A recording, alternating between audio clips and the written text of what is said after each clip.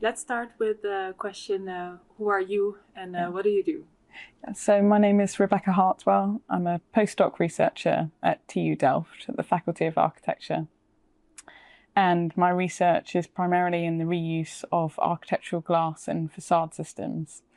So I look at it from a behavioural point of view in terms of what the challenges and opportunities are across the facade value chain, but also developing new environmental assessment methods to appraise the feasibility of reuse and technically alleviating some of the barriers related to the separation of facade elements to make it more feasible to reuse components at the end of life. Great. That sounds very interesting. Is this mainly from an engineering point of view, so how it works technically? Yeah. Or is there a connection to strategy or a wider system? Yeah. Yes, it's really a mix of many factors, as with anything related to the circular economy, really trying to understand how the behavioural barriers and opportunities link with the technical challenges. So really looking at, for example, one technical challenge to do with the separation of a specific framing element or glass element and alleviating that isn't quite enough to be able to make it scale up across industry. So understanding what the economic side how the economic side might help to scale some of those new opportunities up is really important, and other factors too. So how do you know let's say the pain points? How do you know what the needs are in terms of the behavioral aspects? Yeah, so one of my main aims is to try and stay connected with industry as much as possible. So, for example, within my PhD, one of the first parts of my PhD, I looked to explore the value chain, the facade value chain, through a qualitative investigation at first, so through a series of surveys and interviews to try and understand what the pinch points might be related to facade reuse. And some of these were more perceived in nature, for example, risk associated with reuse elements. And some were more related to aesthetic design intent or things related to technical barriers, so practical issues related to the separation of elements. So it was a real range of barriers that we were able to identify, but also to identify the motivations that might promote reuse in future. And so using this information, this really helps inform my research moving forward. And I try to maintain those links with industry as much as possible. That sounds like a very useful approach, very holistic approach to understand, how can it actually really connect to the users or the stakeholders involved. Yeah. Perhaps we can zoom in a little bit on the architectural glass. Could you explain, like, for maybe the non-architects, what does it mean? What is the function of a facade? Where can we find it? Sure. What is maybe right now the problem we see in separating different parts? Of course, yes. And where does your solution come in? Yeah, so my work primarily focuses on architectural glass. However, the facade, the building, it's essentially the building's skin. So it's the protection between the inside and the outside environment. So typically, we try and design facades in such a way that keeps the building as watertight, airtight as possible, and reduces operational energy demand for the building, which may be, depending on the climate, minimising heating or cooling requirements. And to do that, you typically have to start to integrate many different types of materials into the facade skin and start to connect these materials in more complex ways to ensure that we have these watertight and airtight units. So as I mentioned, we can have many different facade typologies. We can think about, for example, glass facade systems where you have different glass layers, insulated glass units, and maybe even outer skin beyond that. Or you can start to have precast cladding elements, so precast concrete, reinforced concrete, opaque cladding, and different types of metallic cladding elements as well. And more recently also the use of, for example, terracotta as cladding is becoming quite popular as a design alternative, and many different ways to actually insulate the internal environment as well with the use of mineral wool and other natural products. So then there's a little bit of there are some design changes when it comes to material use and the properties to optimize the right conditions in the building. And how is the solution you've been working on? How is it different from what you just explained? Yeah, so it's what I was touching on there a little is, so typically in the context of glass, for example, as a single sheet of glass, it's going to perform very poorly in terms of insulation. So what we would do today is add another glass sheet, and then we'll bond a spacer bar to bond these two sheets together, and then connect it to perhaps an aluminium framework, PVC framework material, or in some cases timber as well, and connect that with either a polymer gasket or another sealant in itself. And even more recently, we might even start to integrate things such as photovoltaics on the glass sheet, so starting to introduce more materials which may give more function to the facade element. But to date, there's not really been so much of a focus on what that means for the end of life of this product. So what we try to really focus on is understanding how we can continue to advance those performance functions in use without having this trade-off in being able to reclaim these materials at end of life. So for example, some of the things we've looked at is how we can perhaps develop new reversible connection methods that more readily disbond when you need to replace a component, or connecting systems in a dry fit way as well.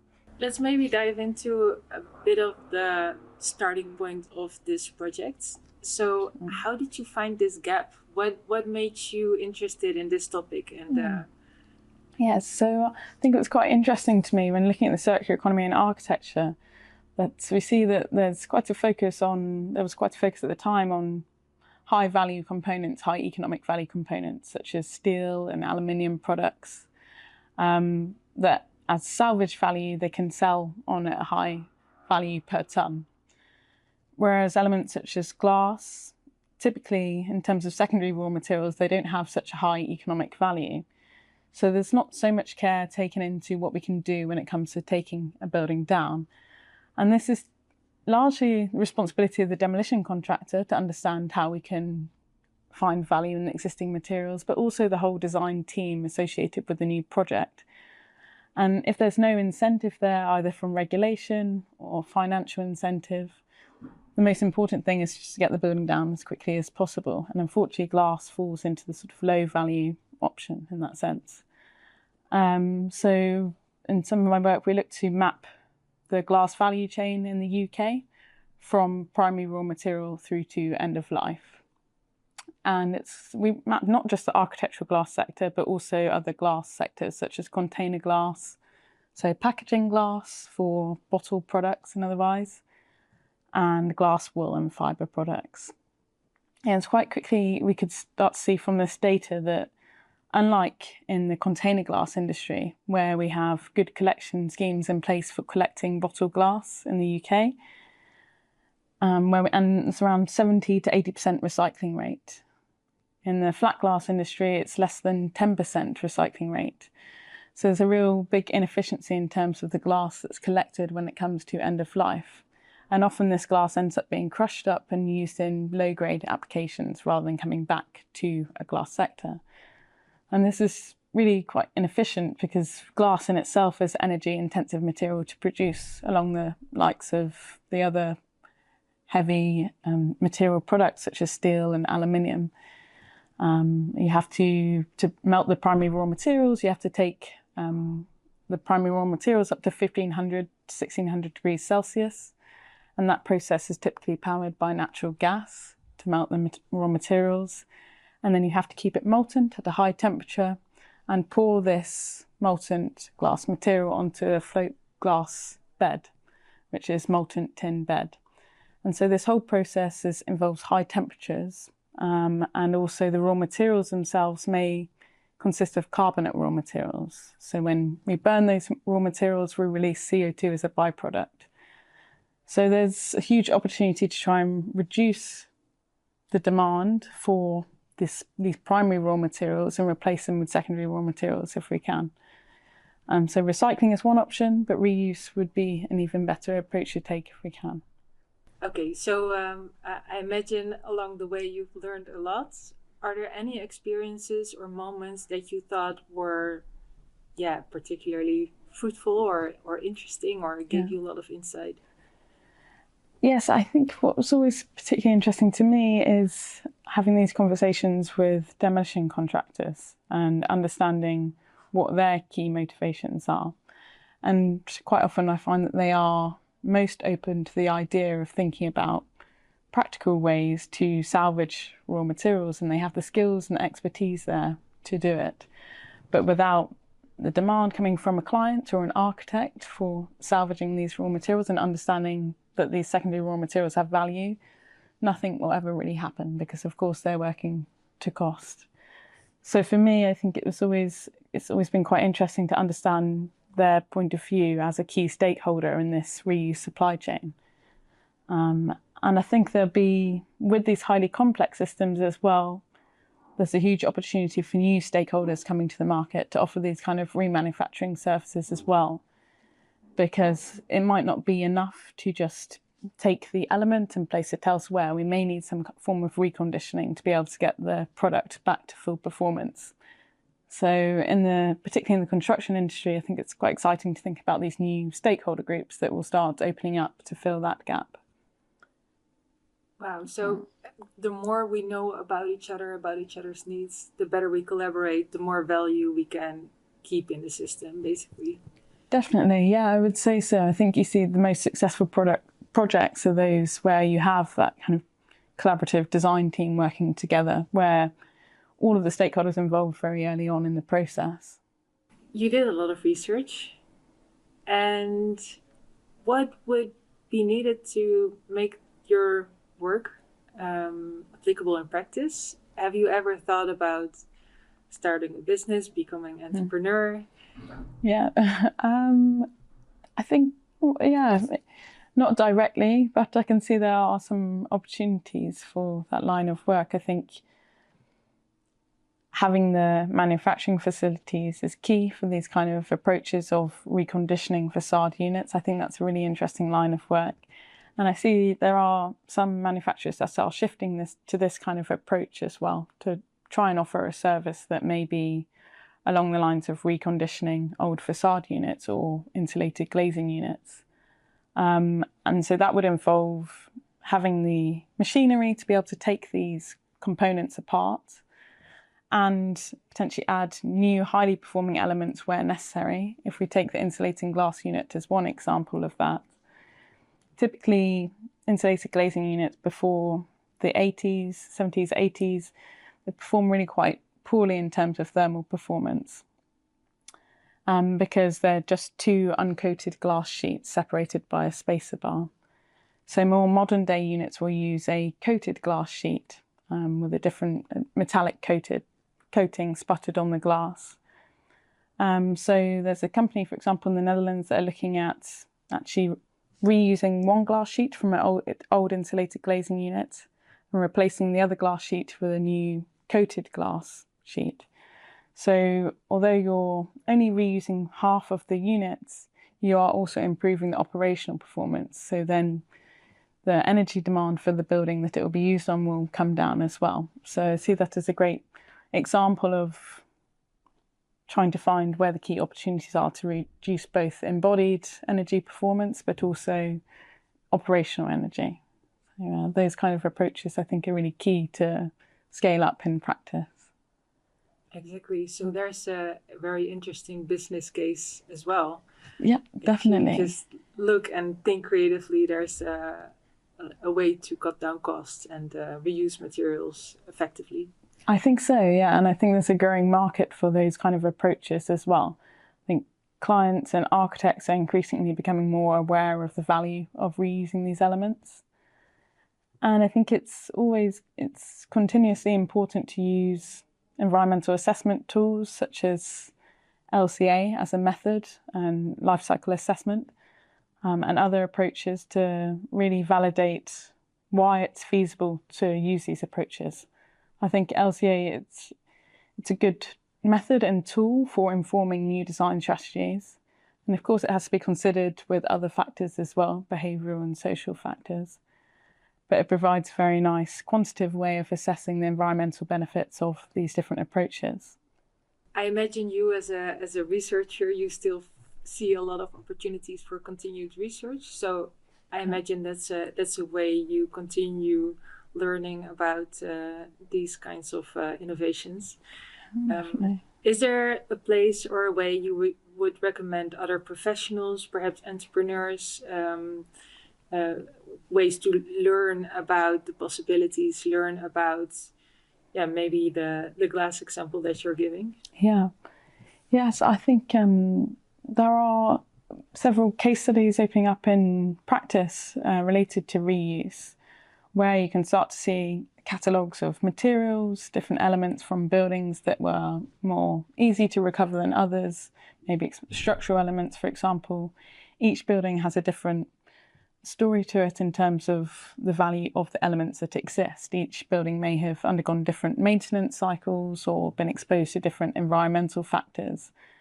So trying to understand the value of the existing building elements is really key. So understanding some of these different case studies where they have trialled the approaches in reuse, I think, is a good place to start. And also trying to understand where there are key inefficiencies at the moment for specific material groupings. Glass is just one of them, but also perhaps polymers is another route to explore, and high mass materials like concrete, reinforced concrete, which we use to a large amount in modern day buildings. Understanding interesting reuse approaches for that as a material is also interesting. Great, super. That sounds indeed like there's a lot to learn. Definitely. And great places to learn. Maybe as one of the final questions, is there anything you'd like to add? Anything we maybe didn't discuss you would like to highlight? Yes. Perhaps, I think the most helpful thing for me, I would say, is talking to people in practice and understanding what drives the existing design brief for new buildings and renovation projects. As much as possible, we should be encouraging renovation where we can, trying to reuse the existing structure, and if necessary, looking to replace the building skin, the facade elements, to provide a higher operational performance. So really speaking to people to understand what drives, if a building is going to be demolished, what are the reasons behind that? And if you can reverse those approaches to looking at renovation, that's already a really big benefit, I think, in terms of reduced material use and minimising environmental impact. So I think speaking to as many people as possible in the value chain for construction will give a lot of learnings. That's a great advice. Thanks. And then like a final question, what has been your personal motivation and drive to do this research? So for me, actually, my background is in material science. So I'm always very much interested in how materials come together, what the key demands are in terms of performance, and how we can optimize them as best as possible. I find buildings and architecture really quite fascinating, the fact that we use high quantities of materials, but not necessarily always in the most efficient way. And there isn't always so much room for innovating with the use of new materials. So I think reuse is one interesting approach to deploy there, and understanding how materials might deteriorate over time within buildings. And that's where reuse is really quite important, understanding what those mechanisms are, but also developing new material products. So that's what really gets me quite excited about this field. Lovely to hear. Well, thanks so much for this interview, and it's great to hear you share your insights so passionately also about this topic you like, and I'm sure the learners are gonna enjoy it as well. Thank you very much, Lena. Let's chat.